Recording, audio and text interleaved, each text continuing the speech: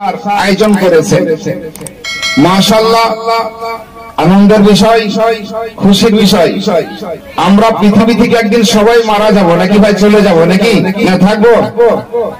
থাকবো আমরা। আমি আপনাদেরকে বিরক্ত করবো না, কারণ খুব অল্প সময়ের মধ্যেই বক্তব্য সমাপ্তি হবে।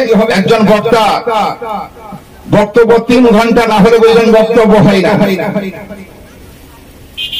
তো সব জায়গাতে তার 3 ঘন্টা টাইম পাওয়া যাবে না নাকি ভাই, পাওয়া যাবে? কোন জায়গায় 1 ঘন্টা, কোন জায়গায় 2.5 ঘন্টা, কোন জায়গায় 3.5 ঘন্টা, 4 ঘন্টাও হয়ে যায়। তো প্রত্যেক জায়গাতেই 3 ঘন্টা যখন বক্তা বক্তব্য রাখেন, তো তার মধ্যে কিছু শ্রোতা বিরক্ত বোধ করেন। সকালবেলা এসে বলছে, হুজুর আপনি ডাক্তার দেখান। কেন? আপনাকে সভাপতি সাহেব বলছেন যে আপনার সময় শেষ, আপনি গুরুত্ব না দিয়ে 3 ঘন্টার কম আপনার বক্তব্য শেষ করছেন না। বেচারা চলে গেছে ডাক্তারখানা। ডাক্তার বাবুকে বলেছেন, ডাক্তার বাবু আমি এরকম জলসা করে বেড়াই, এমন একটা ট্যাবলেট দেন যাতে স্টেজে উঠলাম আর আমি মুখে দিয়ে নিলাম, 1 ঘন্টা টাইম শেষ হয়ে গেল, ট্যাবলেট গলে গেল, তার মানে বুঝলাম আমার 1 ঘন্টা টাইম শেষ। ডাক্তার ট্যাবলেট দিয়ে দিয়েছেন, প্রেসক্রিপশন লিখে উনি কিনে নিয়েছেন আর এইরকম জালসায় উঠেছেন। এখন ট্যাবলেট মুখে দেওয়ার পরে 1 ঘন্টা, 2 ঘন্টা, 3 ঘন্টা, 4 ঘন্টা বক্তব্য কিন্তু শেষ হচ্ছে না, ট্যাবলেটও বলছে না। 4 ঘন্টার পরে যখন স্টেজ থেকে নামছেন, তিনি চিন্তা করলেন যে ডাক্তার কি এমন ট্যাবলেট দিলেন, 4 ঘন্টা পরে দেখছি ট্যাবলেট গলে যাচ্ছে না। তো সুবহানাল্লাহ, যখন স্টেজ থেকে নামছেন পকেটে হাত দিচ্ছেন, তো পকেটে ট্যাবলেট ভরা আছে, পকেটে ছিল বোতাম, বোতামকে ট্যাবলেট মনে করে বোতাম মুখে ভরে দিয়েছে। বুঝতে পারছেন? তো এইরকম করে অবশ্যই আপনাদেরকে বিরক্ত করবো না। আমি খুব অল্প সময়ের মধ্যে বক্তব্য ইতি করব। একবার ভক্তি ভরে দরুদ শরীফ পড়ুন। আল্লাহুম্মা সাল্লি আলা সাইয়্যিদিনা মাওলানা মুহাম্মাদ ওয়া আলা আলিহি সাইয়্যিদিনা মাওলানা মুহাম্মাদ সাল্লাল্লাহু আলা মুহাম্মাদিন সাল্লাল্লাহু আলা মুহাম্মাদ হরদম সাবাসিনি কালো পাক নামে মুহাম্মাদ হরদম সাবাসিনি কালো মুহাম্মাদ। ব্রাদার ইসলাম, আল্লাহ রাব্বুল ইরশাদ করলেন, ওয়ারাফা'না লাকা যিকরাকা ইয়া আমার মাহবুব, আমার হাবিব, আমার মুস্তাফা, আমি তোমার শান, আমি তোমার মান, আমি তোমার মর্যাদাকে উঁচু করেছি। এহেন পয়গম্বরে আযম আকা নবী মুহাম্মদুর রাসূলুল্লাহ সাল্লাল্লাহু তাআলা আলাইহি ওয়াসাল্লাম জামানা থেকে নিয়ে বহু যুদ্ধ হয়েছে, বহু লড়াই হয়েছে, মারামারি হয়েছে, হানাহানি হয়েছে, কাটাকাটি হয়েছে। বন্ধুরে আমার, বিশ্ব রাসূল সাল্লাল্লাহু তাআলা আলাইহি ওয়াসাল্লামের জামানায় হযরতে সাইয়্যিদনা বেলাল হাবশী রাদিয়াল্লাহু তাআলা আনহুকে নবী আমার বললেন, বেলাল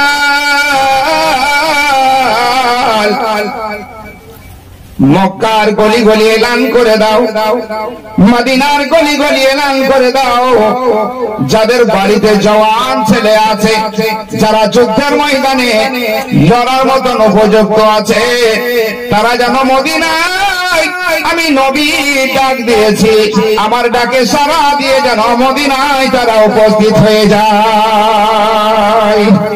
কে বললেন, ঘোষণা দিলেন। এখন গ্রামের প্রধান যদি ডাকেন আমরা হাজির হব, তবে মিনি গেটের যদি একটু আবহাওয়া পাওয়া যায় তাহলে রাত্রে 12টাতে হয়ে যাব। যদি ত্রিপলের ব্যবস্থা থাকে তবে যাব। বন্ধুরে আবার জিহাদের ময়দানে লাড্ডু মেলে না, জিহাদের ময়দানে ত্রিপল পাওয়া যায় না, জিহাদের ময়দানে মিনি গেট পাওয়া যায় না, জিহাদের ময়দানে বন্ধুরে গর্দন দিতে হবে, নইলে গর্দন নিতে হবে। এটাই হচ্ছে যুদ্ধের কাজ, এটাই হচ্ছে জিহাদের কাজ। হযরত সাইয়েদনা বিলাল হাবশী রাদিয়াল্লাহু তাআলা আনহু বিশ্বনবী মুস্তাফার কথাটা শুনে যেন মদিনার গলি গলি এলান করতে লাগলেন, ওগো মদিনার মানুষেরা শোনো, আল্লাহর পয়গম্বর হাবিবে দো জাহান আহমদ মুস্তাফা নবী মুহাম্মদুর রাসূলুল্লাহ সাল্লাল্লাহু তাআলা আলাইহি ওয়াসাল্লাম ঘোষণা দিয়েছেন, যাদের বাড়িতে জওয়ান ছেলে আছে, যুদ্ধের ময়দানে যাওয়ার মতো উপযুক্ত ছেলে আছে, তারা যেন বিশ্বনবী আকা মুস্তাফার দরবারে উপস্থিত হয়ে যায়, নবীর দরবারে হাজিরি দিয়ে দিতে হয়, হাজিরি যেন দিয়ে দেয়। কারণ জিহাদের ময়দানে যেতে হবে, যুদ্ধের ময়দানে যেতে হবে। বন্ধুরে, আপনার বাড়িতে যদি ছেলে থাকে, আমার বাড়িতে ছেলে থাকে, আমরা কেউ হাজির করব না, আমরা কেউ পাঠিয়ে দেব না।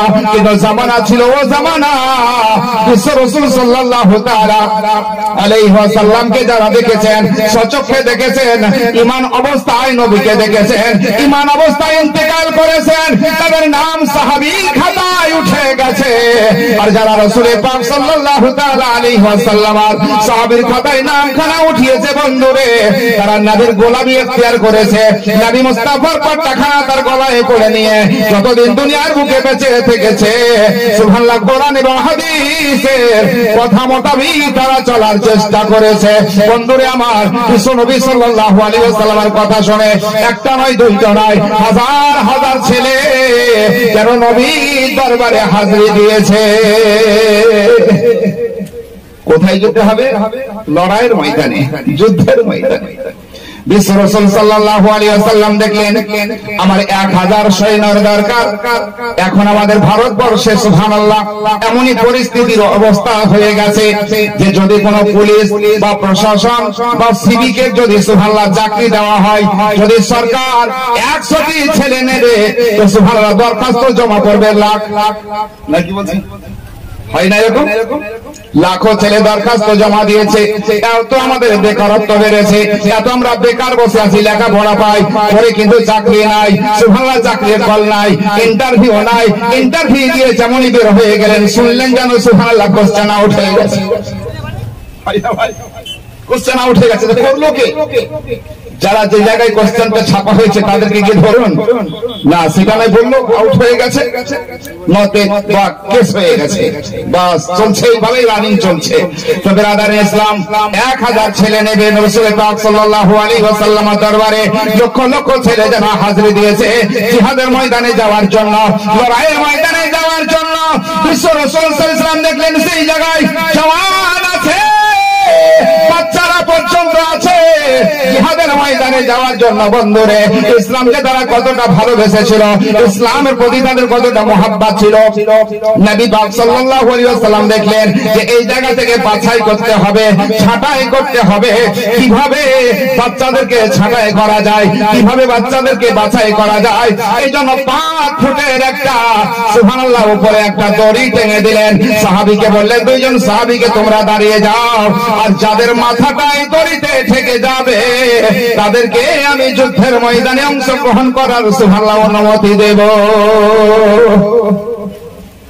হাজার হাজার ছেলে আছে যাদের মাথা ঠেকে যায় তারা পাস হয়ে যায়, যাদের মাথা দড়িতে ঠেকছে না তারা সেই জায়গা থেকে যেন রিজেক্ট হয়ে যায়, বাদ হয়ে যায়।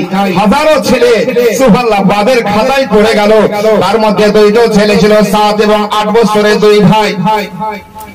নবীর দরবারে গিয়ে বলেন, ইয়া রাসূলুল্লাহ, ইয়া হাবিবাল্লাহ, নবী গো, আমার মা বড় আশা করে আমাদেরকে লালন পালন করেছেন গো নবী, আমার যদি বড় ভাই থাকতো ইয়া রাসূলুল্লাহ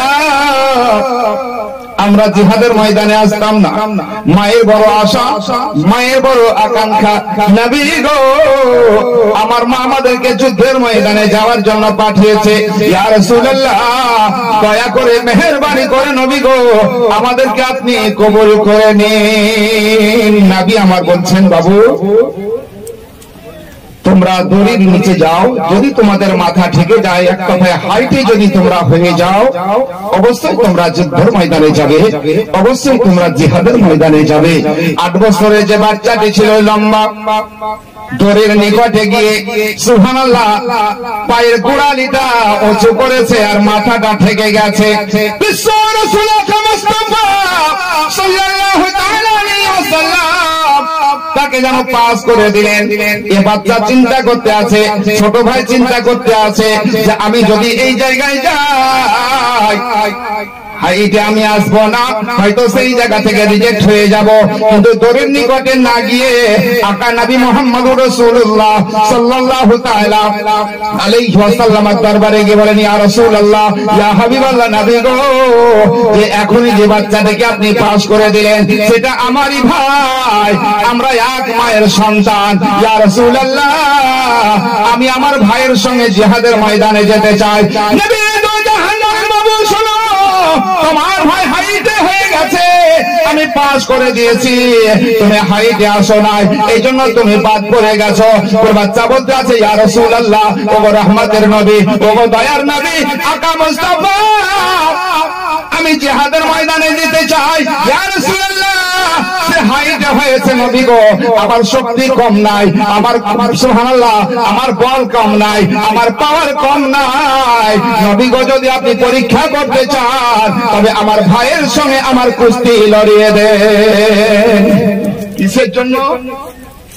লড়াইয়ে যাওয়ার জন্য, যুদ্ধের ময়দানে যাওয়ার জন্য। তারা জানে যে যুদ্ধের ময়দানে যদি একবার চলে যাওয়া হয় আর যদি শহীদ হয়ে যায়, আল্লাহ নবী ঘোষণা দিয়েছেন কাল কিয়ামতের মাঠে হাসরের ময়দানে শহীদদের কোনো হিসাব হবে না, তারা বিনা হিসাবে জান্নাতে চলে যাবে।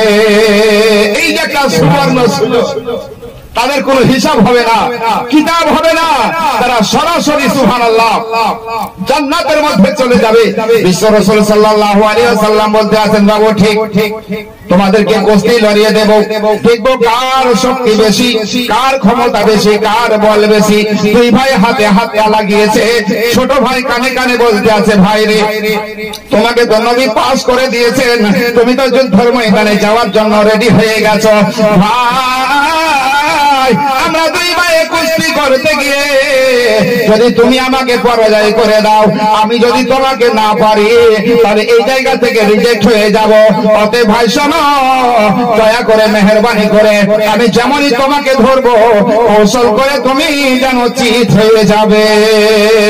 বন্ধুরা আমার, ভাইয়ের কাছে কথাবার্তা হয়ে গেল আর লড়াই করতে করতে বড় ভাইকে ছোট ভাই যেন পা ছেড়িয়ে দিল, ছোট ভাই যেন চিত হয়ে, বড় ভাই যেন চিত হয়ে গেল।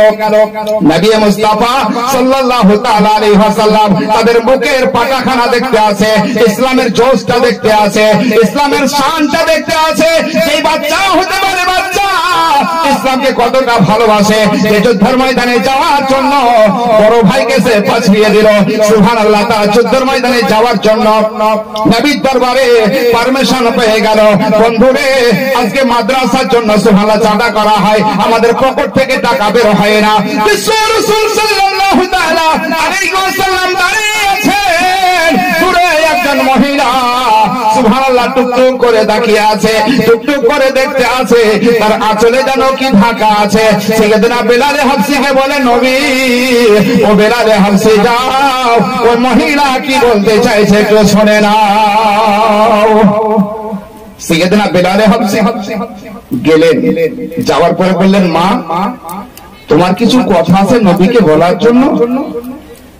তো বুড়িমা বলতে আছে, বেলাল, আমি তোমাকে কথাটা বলবো না, যদি বলতেই হয় তো আমি আকা নবী মুহাম্মদুর রাসূলুল্লাহ সাল্লাল্লাহু তাআলা আলাইহি ওয়াসাল্লামকে সরাসরি বলতে চাই। জয় একবার বলেন সুবহানাল্লাহ, আর একটু বলেন জোরে, ইয়া রাসূলুল্লাহ।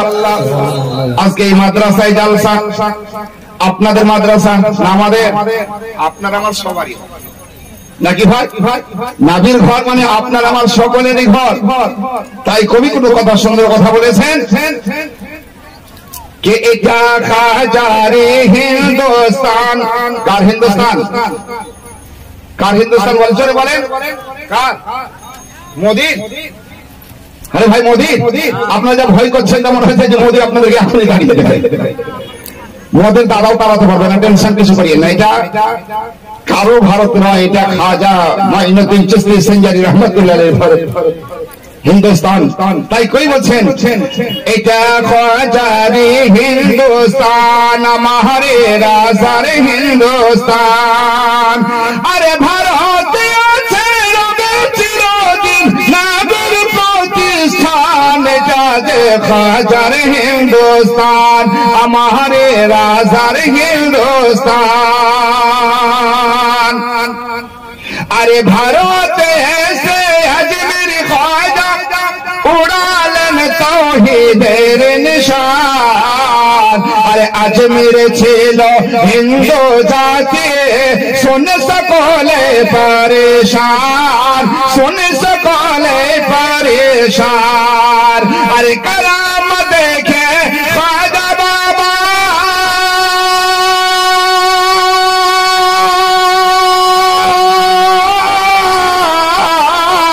কারাম দেখে খাজা বাবার যোগী হইল মুসলমান, যাজে খাজার হিন্দুস্তান, আমারি রাজার হিন্দুস্তান।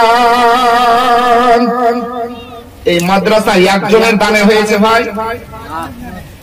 আপনার মাথা হিলাচ্ছেন এই জন্য আমার কষ্ট লাগছে, মুখে কথা বলবেন। জোরে একবার বলেন তো ইয়া রাসূলুল্লাহ, হাত উঠিয়ে বলেন ইয়া রাসূলুল্লাহ। আচ্ছা আমার সাথে সাথে একবার বলেন ইয়া রাসূলুল্লাহ, ইয়া হাবিবাল্লাহ, ইয়া রাসূলুল্লাহ। জোরে ইয়া হাবিবাল্লাহ, ইয়া রাসূলুল্লাহ। তুমি নবী কবরের বাতি, অন্ধকার কবরের তুমি যে সাথী, ইয়া রাসূলুল্লাহ, ইয়া হাবিবাল্লাহ, ইয়া রাসূলুল্লাহ, ইয়া রাসূলুল্লাহ, ইয়া হাবিবাল্লাহ। আসমান ও জমিনে তোমার নাম সবখানে, আসমান ও জমিনে তোমার নাম সবখানে, হাদিস ও কোরআনে মুমিনের জবানে, ইয়া রাসূলুল্লাহ, ইয়া হাবিবাল্লাহ, ইয়া রাসূলুল্লাহ, ইয়া হাবিবাল্লাহ। বন্ধুরে বলতেছিলাম মাদ্রাসা আপনার আমার একার টাকার নয়, সকলের দানে দিয়ে এই মাদ্রাসা সুন্দরভাবে কায়েম হয়েছে। তাই লেখক বলতে আছেন যে এই মাদ্রাসা হয়েছে কায়েম, এটাই আপনাদের দান। আরে দানের ওসিলায় দেখতে পাচ্ছেন আজকে হাফিজে কোরআন, আজকে হাফিজে কোরআন। আল্লাহ গো তুমি বাড়িয়ে দিও এদের মান সম্মান, যাতে খাজার হিন্দুস্তান, আমারি রাজার হিন্দুস্তান। মাদ্রাসা যারা কমিটি আছে তারা কি লসু মানুষ নাকি? হ্যাঁ, মাদ্রাসা যারা কমিটি আছে তাদের সামনে কবি কত সুন্দর কথা বলেছেন। কমিটি যারা এই মাদ্রাসা সত্যই তারা ভাগ্যবান।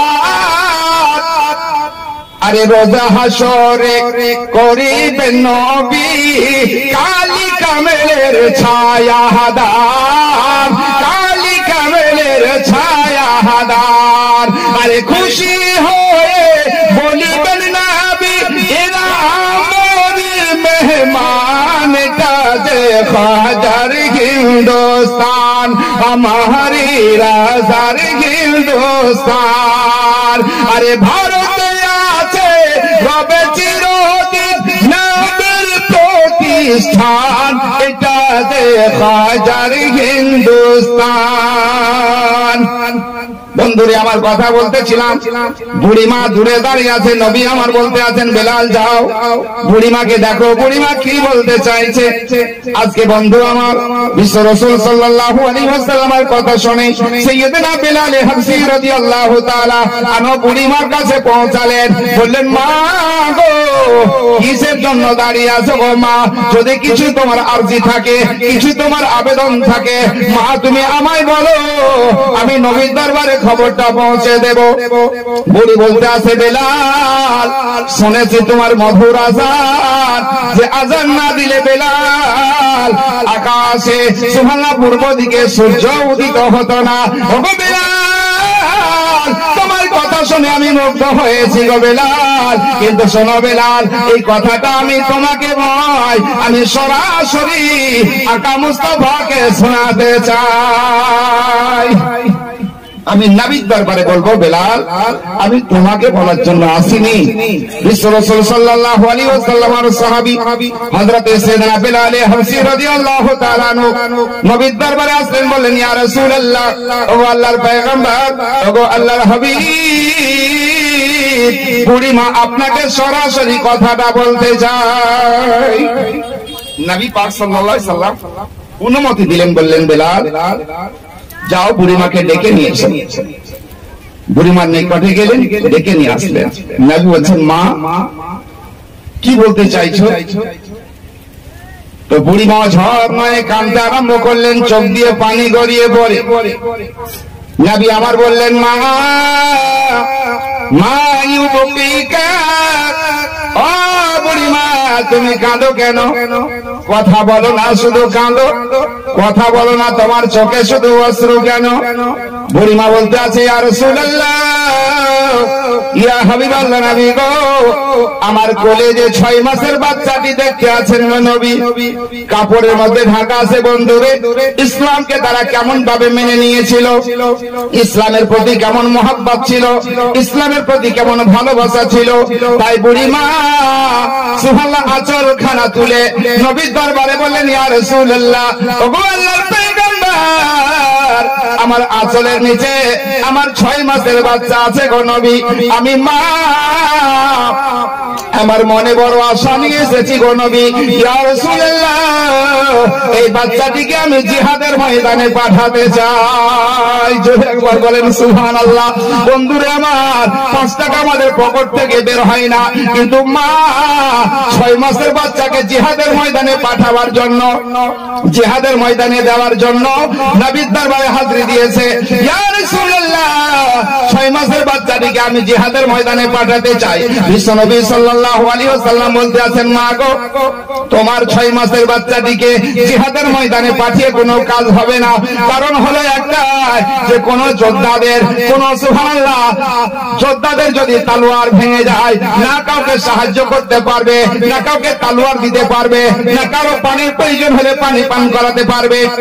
অতএব মা গো এই 6 মাসের বাচ্চাটাকে নিয়ে আমি কি করব?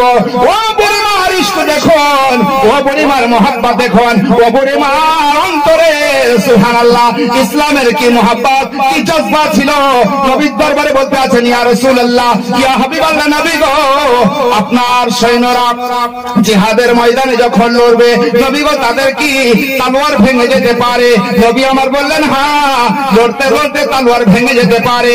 বুড়িমা বলতে আছে ইয়া রাসূলুল্লাহ ইয়া হাবিবাল্লাহ নবী গো আপনার যোদ্ধাদের ঢাল কি ভেঙে যেতে পারে? নবী আমার বললেন হ্যাঁ ঢাল ভেঙে যেতে পারে। বুড়িমা বলতে আছে ইয়া রাসূলুল্লাহ ইয়া হাবিবাল্লাহ নবী গো আপনার যোদ্ধাদের যদি ঢাল ভেঙে যায়, আমার 6 মাসের বাচ্চাটিকে বাম হাতে ধরে আপনার যোদ্ধারা, আপনার সাহাবীরা ঢাল স্বরূপ ব্যবহার করে তারা যুদ্ধের ময়দানে যুদ্ধ করবে।